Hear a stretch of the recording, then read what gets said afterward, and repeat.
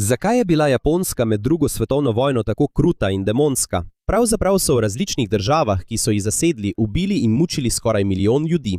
Ampak vprašanje je takšno, so bili že od nekdaj takšni? Odgovor je ne. V tem videu bomo govorili o tem, kako je Japonska postala tako kruta med drugo svetovno vojno. Zato začnimo.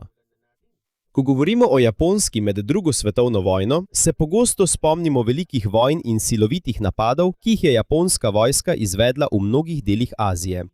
Ampak Japonska ni postala takšna kar naenkrat. Ni bil samo en človek razlog, zakaj je Japonska postala tako agresivna. Namesto tega se je to zgodilo postopoma zaradi odločitev vlade, vojske in njenih voditeljev. Japonska se je postopoma spreminjala. Okrepili so svojo vojsko in modernizirali državo. Ko so postajali močnejši, so si tudi zelo želeli lažji dostop do večjega nadzora in ozemlja v Aziji. Da bi razumeli, kako se je to zgodilo, se moramo vrniti več kot 70 let pred drugo svetovno vojno. Sredi 19. stoletja je bila Japonska povsem drugačna. Imeli so cesarja, vendar je bila prava moč v rokah šoguna in lokalnih voditeljev, imenovanih daimjo. Več kot 200 let je Japonska omejevala svoje stike s številnimi tujimi državami. To ne pomeni, da ni imela nobenega stika z zunanjim svetom. Še vedno je obstajala omejena trgovina in komunikacija, predvsem z Nizozemci, Kitajci in nekaterimi sosednjimi državami. Vendar pa je bilo strogo nadzorovano, kdo lahko vstopi in izmenjuje blago z Japonsko. Vse se je spremenilo leta 1853. Na Japonsko je prispel komodor Matthew Perry skupaj z ameriškimi vojnimi ladjami. Združene države so želele, da Japonska odpre nekaj pristanišč, da bi njihove ladje lahko vstopile in izmenjevale blago. Japonskemu voditelju je bilo jasno, da so ladje in orožje zahodnih sil bolj napredni. Japonska je tudi vedela, kaj se je zgodilo na Kitajskem. Velika Britanija jo je premagala v opijskih vojnah in bila je prisiljena dati posebne pravice zahodnim državam. Zato je Japonsko strah, da bi se to lahko zgodilo tudi njim. Japonska ni želela, da bi se jim to zgodilo. Zato je Japonska leta 1854 pristala na Kanagavsko konvencijo, ki je odprla nekatere japonske pristanišča za ameriške ladje. Za mnoge Japonce je bila ta situacija sramotna. Imeli so občutek, da so bili prisiljeni v bogati, ker je bila vojska Zahoda močnejša. Zaradi tega je veliko Japoncev izgubilo zaupanje v vlado Tokugawa. Zanje je bila ta šibka in ni mogla zaščititi Japonske. Zato se je leta 1868 končala vladavina šoguna in začela se je restauracija Meidži, v kateri je bila oblast vrnjena cesarju. Takrat nastopi cesar Meidži in v njegovem času se je Japonska začela hitro spreminjati. Njihovi voditelji so vedeli, da če bo država ostala šibka, jo bodo morda zavzele zahodne države. Zato so preučevali, kako sta postali močni Evropa in Amerika. Okrepili so vojsko, zgradili tovarne, vlake in ladje ter uredili izobraževanje in vlado. Poslali so tudi študente in uradnike v tujino, da bi se učili. Ustvarili so tudi sodobno vojsko, kjer je lahko postal vojak navaden moški, ne samo samuraj. V samo nekaj desetletjih je Japonska postala ena izmed najbolj modernih držav v Aziji. Leta 1889 so sprejeli tudi novo ustavo in ustanovili parlament, imenovan cesarska dieta. Kljub temu je bil prvotni cilj Japonske le ta, da postane dovolj močna, je zahodne države ne bi mogle osvojiti. Tudi ko je država postajala močnejša, so si nekateri voditelji želeli, da bi Japonska razširila svoj nadzor po Aziji. Gledali so na Veliko Britanijo, Francijo in Rusijo, ki so imele velika imperija in so menili, da tudi Japonska potrebuje lastno ozemlje in vire. Eno najpomembnejših območij za Japonsko je bila Koreja. Blizu je Japonske in leži med Kitajsko in Rusijo. Japonska pa se je bala, da bi lahko, če bi Korejo nadzorovala kakšna močna država, to predstavljalo grožnjo zanjo. Vendar je imela Kitajska takrat tudi močan vpliv na Korejo. Zaradi tega sta se Japonska in Kitajska leta 1894 spopadli v vojni, imenovani Prva kitajsko-japonska vojna. Mnogi so bili presenečeni, ker je Japonska premagala Kitajsko. Vojna se je končala leta 1895. Potem je Kitajska izgubila nadzor nad Korejo, Tajvan pa je prešel pod japonski nadzor. Zaradi tega uspeha se je zaupanje Japonske v svojo vojsko še povečala. Njihovi voditelji so začeli verjeti, da se lahko kosajo z velikimi državami. Vendar ni minilo dolgo, ko se je Japonska spopadla z Rusijo. Tudi Rusija je želela okrepiti svoj nadzor nad Korejo in Mandžurijo, velikim območjem na severovzhodu Kitajske. Japonska in Rusija sta najprej poskušali doseči dogovor, vendar se nista uspeli sporazumeti. Zato je februarja 1904 Japonska napadla rusko floto v Port Arthurju. Tukaj se je začela rusko-japonska vojna. Veliko ljudi je spet mislilo, da bo Japonska poražena, ker je Rusija zelo velika in močna. Vendar je Japonska premagala Rusijo v več velikih bitkah na kopnem in morju. Vojna se je končala leta 1905. Japonska je okrepila svoj nadzor nad Korejo in povečala svoj vpliv v južni Mandžuriji. Pridobili so tudi južni del otoka Sahalin. To je bil izjemen uspeh za Japonsko. To je bil velik dokaz, da lahko azijska država premaga veliko evropsko silo. Zaradi tega sta se ponos in nacionalizem na Japonskem še okrepila. Toda za sosednje države je Japonska začela postajati nevarna. Država, ki se je prej bala, da jo bodo osvojile druge države, je zdaj sama postala osvajalka. Po zmagi Japonske nad Rusijo se je njihov nadzor nad Korejo še okrepil. Leta 1905 je Japonska skoraj popolnoma nadzorovala Korejo, še posebej v odnosih z drugimi državami. In leta 1910 je Japonska dokončno osvojila Korejo in jo naredila za del japonskega imperija. Tukaj je postalo jasno, da Japonska ne razmišlja več samo o lastni zaščiti. Želi si tudi večjega imperija v Aziji.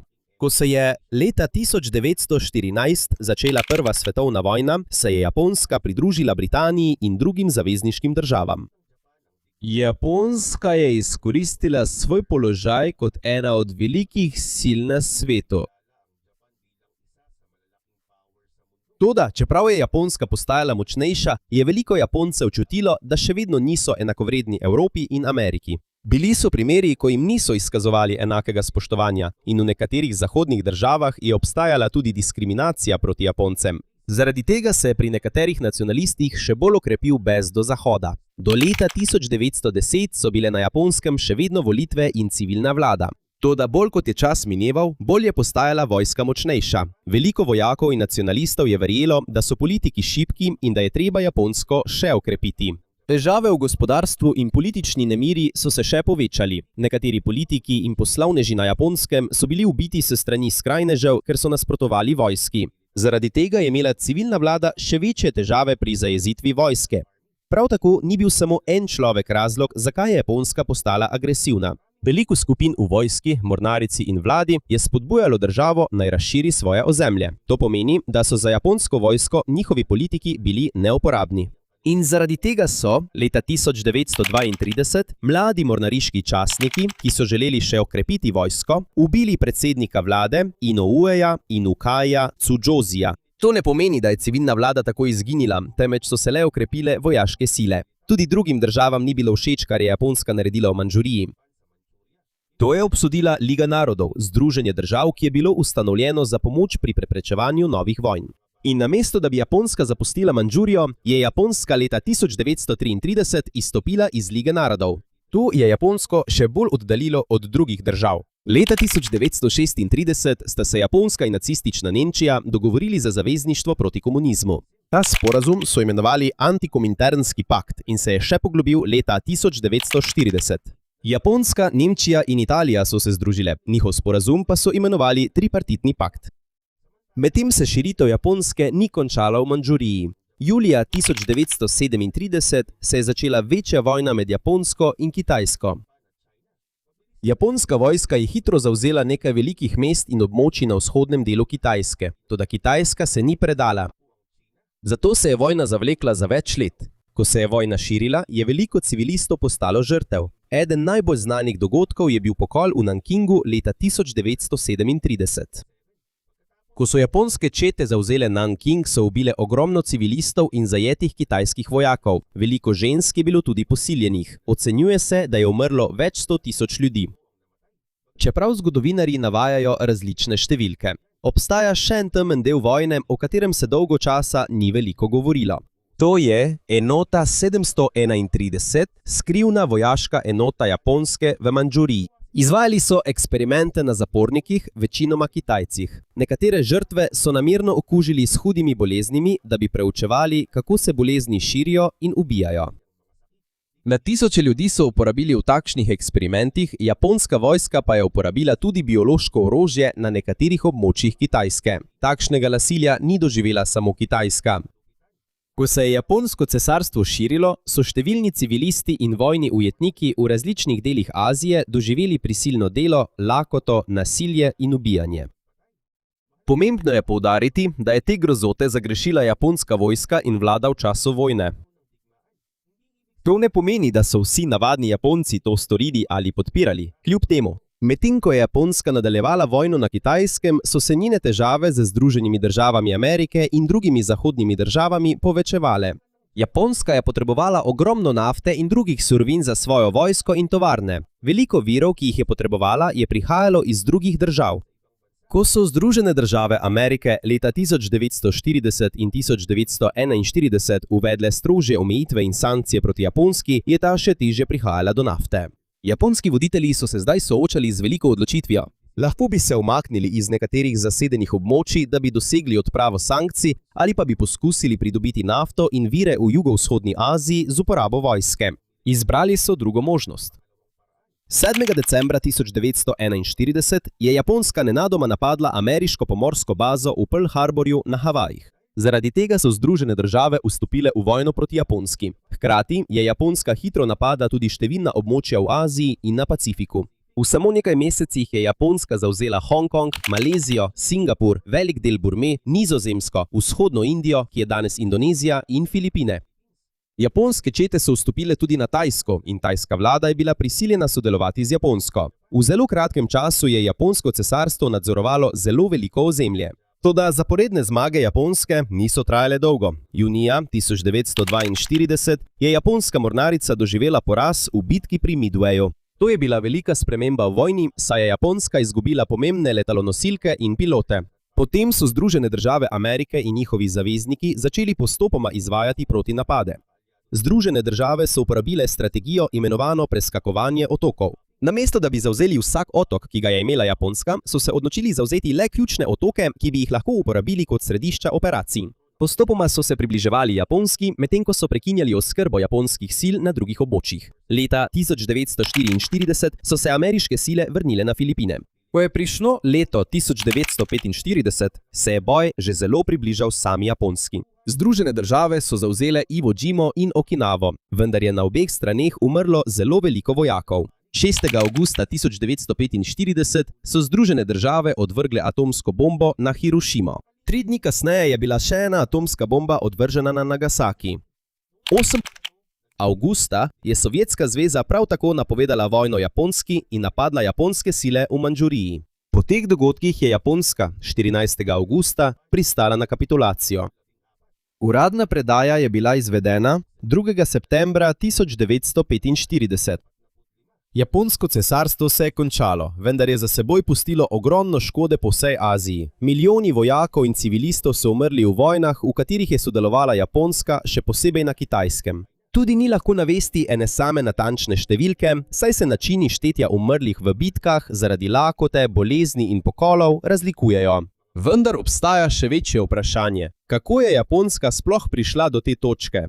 Ni dovolj reči, da so Japonci po naravi nasilni. Stvari so bile bolj zapletene. Dolga leta sta vlada in vojska spreminjali način razmišljanja. Ko je veliko ljudi razmišljalo o cesarju, vojaški službi in žrtvovanju za državo, je imel vpliv tudi stari samurajski običaj. Samuraji so bili japonski bojevniki, znani po pogumu, zvestobi in pripravljenosti umreti v boju. Čeprav samurajev v 30 letih prejšnjega stoletja ni bilo več, je japonska vojska še vedno uporabljala nekatere njihove ideje, da bi vojake naučila, naj se ne predajo, tudi ko je boj že nevaren. Ljudje so imeli tudi veliko spoštovanje do cesarja. Vlada je učila, da je cesar poseben in da ga je treba ubogati. Zato je veliko vojakov verjelo, da je velika dolžnost boriti se in se žrtvovati za Japonsko. In še to, po šintoistični tradiciji na Japonskem velja, da cesarska družina izvira od Amaterasu, boginje sonca. Zaradi tega so ljudi učili, da ima cesar poseben in sveti položaj na Japonskem. Vlada je to prepričanje uporabila tudi za krepitev zvestobe ljudi do cesarja in države. Vojska je uporabila tudi nekatere ideje iz Bushida, kot so pogum, zvestoba in pripravljenost umreti v boju. Vendar je pomembno razumeti, da stara kultura ni dovolj za razlago vsega zla, ki ga je Japonska storila med drugo svetovno vojno. Pred vojno so se na Japonskem zgodile tudi velike spremembe. Dober primer za to je njihov odnos do ujetih vojakov v preteklosti. Med rusko-japonsko vojno in Prvo svetovno vojno je bilo nekaj primerov, ko je Japonska lepo ravnala z ujetniki. Obnašanje japonske vojske se je sčasoma spremenilo. Pred Drugo svetovno vojno se je na Japonskem pojavilo več težav. Ena od teh je bila njihova zamera do zahodnih držav. Japonska si je želela, da bi jih Evropa in Amerika obravnavali kot enakovredne, zato so postali brutalni. Po Prvi svetovni vojni se je Japonska pridružila mirovni konferenci v Parizu. Japonska je predlagala, da se v novo društvo narodov vključi ideja, da je treba vse države in njihove državljane obravnavati enakopravno, ne glede na raso. Vendar tega predloga niso vključili v končni dogovor. Za mnoge Japonce je bil to še en znak, da jih zahodne sile ne obravnavajo kot enakovredne. Leta 1922 je bila sklenjena Washingtonska pomorska pogodba.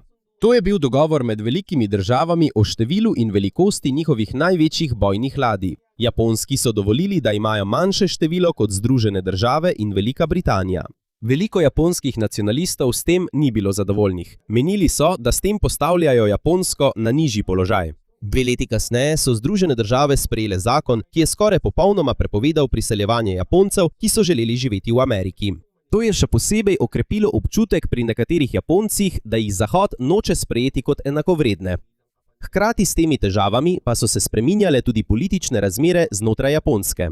Leta 1921 so ubili predsednika vlade Hara Takashija. Bil je eden izmed voditeljev, ki so podpirali civilni vladi in sodelovanje z drugimi državami. Njegova smrt je bila eden od znakov, da postaja politika na Japonskem vse bolj kaotična in nasilna. Vendar pa so bile tudi spremembe, ki so dale večji glas navadnim ljudem. Leta 1925 so razširili volilno pravico na skoraj vse japonske moške primerne starosti. Prej je lahko volilo le majhno število moških, saj so morali izpolnjevati visoke davčne zahteve. Toda je vlada hkrati sprejela tudi zakon o ohranjanju miru. Ta zakon so uporabili za preprečevanje delovanja skupin, ki so želele spremeniti sistem Japonske, še posebej komunistov. Tako da, čeprav je lahko volilo več moških, je vlada postala strožja do nekaterih političnih skupin. Ko so prišla 20. leta, je bila Japonska razdeljena glede svoje smeri. Še vedno so bile volitve in civilna vlada, toda hkrati je naraščal strah pred komunizmom in sovraštvo do Zahoda. Ko so se gospodarske težave stopnjevale, je vse več ljudi izgubilo zaupanje v politike. Zaradi tega je vojska vladi še bolj okrepila svoj vpliv.